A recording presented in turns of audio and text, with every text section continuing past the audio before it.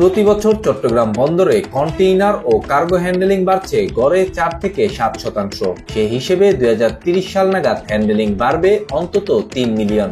বন্দরের বর্তমান অবকাঠামো সক্ষমতা কাজে লাগিয়ে সেই চাহিদা পূরণ বেশ কঠিন।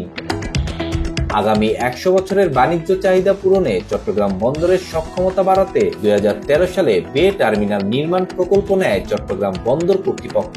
দীর্ঘ এক যুগে নকশা ও মহাপরিকল্পনা প্রণয়ন, ভূমি অধিগ্রহণ ছাড়া দৃশ্যমান অগ্রগতি শূন্য। তবে গেল বছরের জুনে বিশ্ব ব্যাংক এই প্রকল্পে প্রায় 9.5 কোটি টাকা ঋণ অনুমোদন দিলে গতি পায় এই প্রকল্প। যদিও প্রকল্পটি একনেকে অনুমোদনের অপেক্ষায় থাকায় হয়নি ঋণ চুক্তি। অবশেষে গত 20 এপ্রিল 14,000 কোটি টাকা ব্যয়ের বে টার্মিনালে অবকাঠামো উন্নয়ন প্রকল্প প্রস্তাব অনুমোদন হয় একনেকে।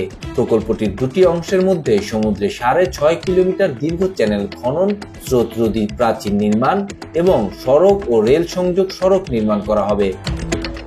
এতে প্রায় 9.5 কোটি টাকা দেবে বিশ্বব্যাংক, যার নির্মাণ কাজ শেষ হবে 2029 সালে। এতে প্রকল্পের অপর গুরুত্বপূর্ণ অংশ পাবলিক প্রাইভেট পার্টনারশিপে 4টি টার্মিনাল নির্মাণে বিদেশি বিনিয়োগের ত্বরান্বিত হবে বলে আশা কর্তৃপক্ষের।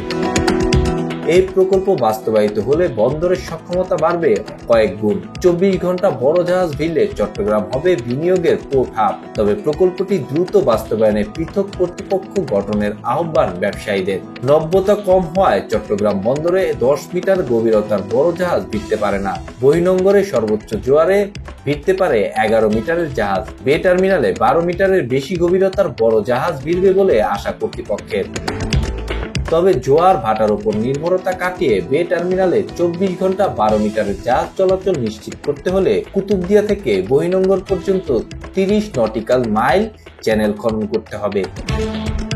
বিদেশি টার্মিনাল অপারেটররা টার্মিনাল নির্মাণে বিনিয়োগ করলেও চ্যানেল খননের ব্যয় বহন করতে হবে বন্দরকে। তাই প্রকল্প বাস্তবায়নের সবকিছু বিবেচনায় নেয়ার আহ্বান বিশেষজ্ঞদের।